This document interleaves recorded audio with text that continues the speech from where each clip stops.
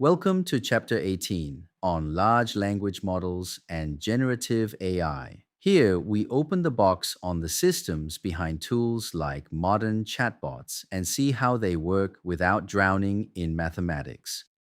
Not long ago, drafting an email, explaining a legal clause, debugging code, and summarizing a paper would each have meant a separate specialized system. Large language models, or LLMs, are deep networks trained on vast text to predict what comes next, and they do all of this at once.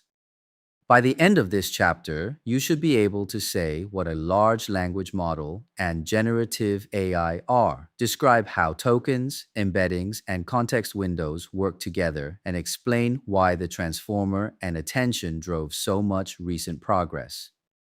You should also be able to write effective prompts using zero-shot and few-shot examples. Explain retrieval augmented generation. Describe how vector databases support semantic search and grasp the basic ideas of AI agents and multimodal models. This figure shows a single transformer encoder block. Self-attention lets every token look at every other token in the sequence, and residual connections keep training stable. Modern LLMs simply stack many of these blocks. So, what is generative AI? It refers to systems that produce genuinely new content rather than just labeling or scoring data that already exists. The range is wide. Drafting an email, report, or story, summarizing a long document into a paragraph, generating and explaining code, creating an image from a description, translating languages, and answering questions in natural conversation. The key distinction is that a generative model does not look up a stored answer in a database. It composes its response on the fly, one piece at a time. Here is our working definition. A large language model is a neural network, almost always a transformer, trained on a very large body of text to predict the next token from the ones before it. Once trained, it can both generate and interpret language across many tasks. What surprises most newcomers is just how simple the training objective is. Predict the next token over and over on enormous amounts of text. LLMs do not read characters or whole words. Instead, they use subword tokenization, the strategy we introduced back in Chapter 17, breaking text into convenient pieces. The context window is the maximum number of tokens a model can attend to at one time. It is useful to think of it as the model's working memory. Embeddings, which we met in Chapter 17, are numerical vectors that place similar meanings near each other. They also stand on their own as a tool, powering semantic search, document retrieval and recommendation, and clustering or deduplication of text. Embeddings also underpin retrieval augmented generation, covered later in this chapter. Keep this dual role in mind. They are both the internal language of the model and an external utility we use to find relevant text to feed it. The transformer is the architecture under nearly every modern LLM, and its core idea explains much of the recent progress. Its key move was to throw out strictly sequential left-to-right reading. Attention is the heart of the transformer, so it is worth a careful, plain language look. For each token, attention computes a set of weights over all the others, scoring how much each one matters to the current token's meaning. This figure gives a high-level view of self-attention. Input tokens are embedded with positional information. Each token attends to all the others, and a feed-forward step produces a context-aware output for every position. Here is the key point. Strip away the engineering, and an LLM is a next token predictor built from stacked attention layers. Fluent essays, working code, and reasoning all emerge from that simple predictor trained at massive scale, which keeps us from both over- and underestimating it. Attention sounds abstract until you compute one by hand. In a real transformer, every token becomes three vectors: a query, what am I looking for? A key, what do I offer? And a value, what do I contribute? Suppose we want to update the token it. The formula captures it compactly. We take the dot product of the query with each key, scale it down, pass the scores through softmax, and use the result to weight the value vectors. Here, d sub k is the dimension of the keys, which in our small example is just 2. Step 1 is to score it against each token, taking the dot product of the query with that token's key. Against trophy, the score is 4, while against suitcase, it is 0, so trophy already looks far more relevant. Step 2 turns those scores into weights using softmax. We exponentiate each score and normalize so they add up to 1. The weight on trophy comes out around 0.77, much larger than the rest. Step 3 blends the values. The new representation of it is the weighted average of the value vectors using those attention weights, which works out to roughly 0.86 and 0.14. This figure shows the attention weights we just computed for the word it. Arrow thickness reflects how much attention each token receives. Most goes to trophy, very little to suitcase, and some to itself. A real transformer does exactly this, but with hundreds of dimensions, many attention heads running in parallel, and queries, keys, and values that are all learned during training rather than chosen by hand. LLMs are built in 2 stages, and the first is pre-training. This is where the heavy lifting happens, as the model learns language from a huge corpus by predicting the next token again and again. Fine-tuning then adapts a pre-trained base model to a narrower task or desired behavior, following instructions, specializing in a domain like law or medicine, or aligning tone and safety. The step that turned raw models into useful assistants is a form of fine-tuning that uses human feedback. Once a model is trained, the main way you steer it is the prompt, the text you give it. Effective prompts often combine a clear task instruction, useful background context, one or more examples, and explicit formatting and length requirements. Good prompts also tend to spell out any constraints and the tone you want, so the model knows the rules it should work within. A striking feature of large models is that they handle many tasks with no task-specific training, just a well-phrased request. Show a couple of label reviews as examples, and the model infers the pattern. Those examples often sharpen accuracy and consistency, especially for unusual formats. LLMs have a stubborn limit. Their knowledge is frozen at training time and excludes your private documents and recent news.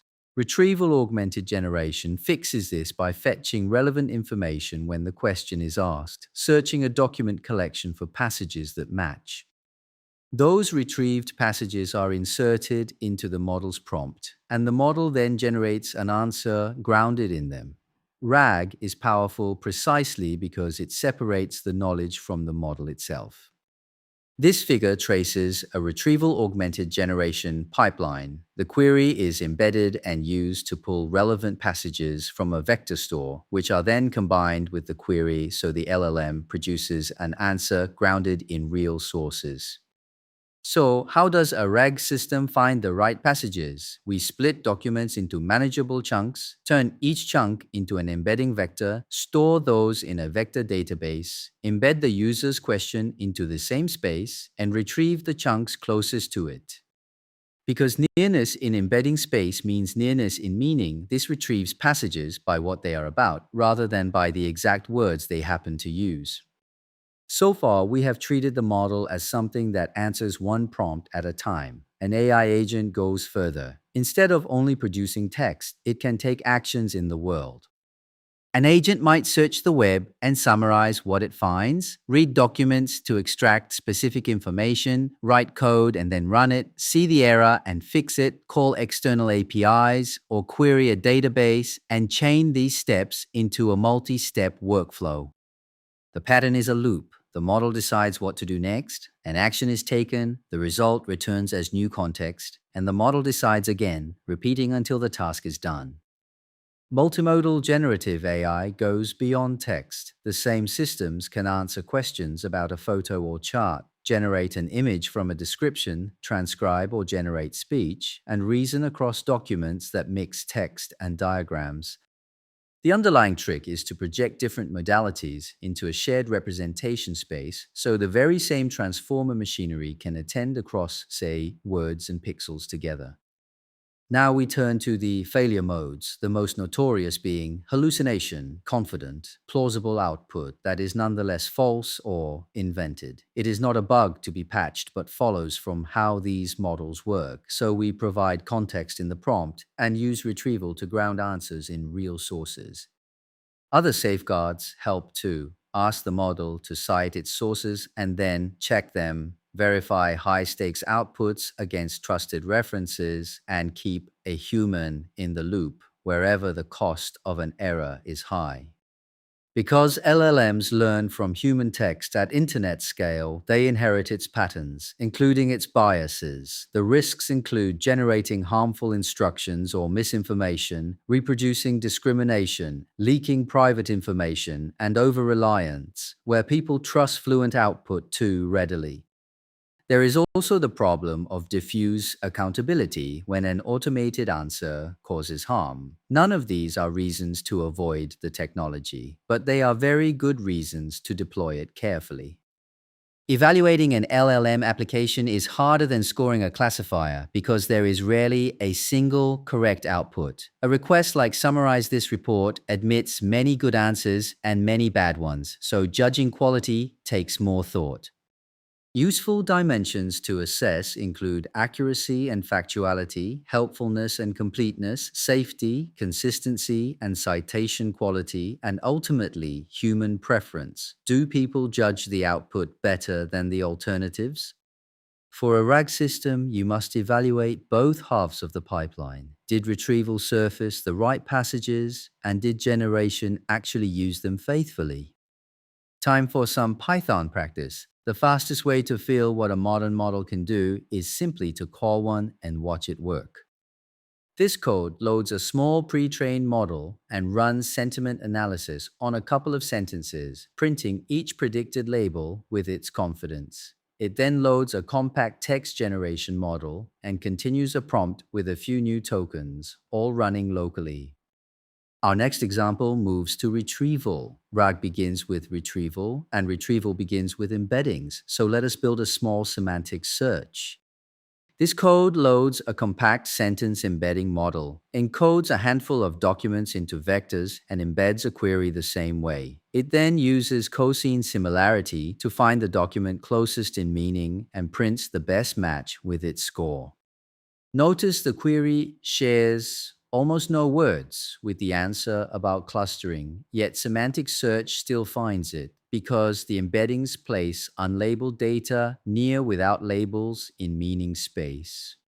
Now we assemble the pieces into a tiny but complete RAG pipeline. First retrieve the relevant context, then build the grounded prompt you would send to an LLM. This code embeds a small knowledge base of chapter descriptions, then defines a retrieve function that encodes a query, scores it against every entry, and returns the top matches. Those passages are dropped into a prompt that tells the model to answer using only the supplied context.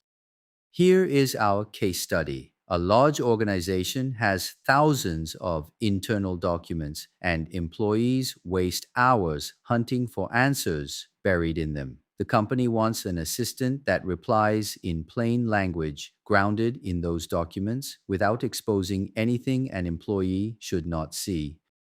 A general-purpose chatbot will not do because it knows nothing about this company's private documents and would simply invent plausible-sounding policies. The interesting engineering, it turns out, is everything built around the model.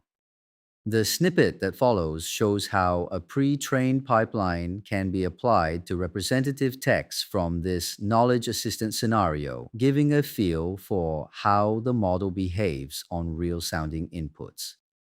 This code runs a sentiment pipeline over a few sample feedback statements and prints each label, its confidence score, and a snippet of the text. The comment hints that the same call could just as easily do summarization or translation. By swapping sentiment analysis for summarization or text classification, we see how the same pipeline abstraction supports the full range of LLM tasks a knowledge assistant might need. To summarize, this chapter opened the box on large language models and generative AI, from tokens and attention through prompting, retrieval, agents, and the risks to watch for. For further reading, Vaswani and colleagues introduced the transformer and multi-head attention. Devlin and colleagues presented BERT and bidirectional pre-training, and Brown and colleagues showed that scaling models to billions of parameters unlocks strong zero-shot and few-shot performance. Also worth consulting are the Hugging Face Transformers documentation for running and fine-tuning pre-trained models in practice, and Lewis and colleagues on retrieval augmented generation, the technique for connecting LLMs to private or up-to-date documents. That brings us to the end of Chapter 18, our tour of large language models and generative AI.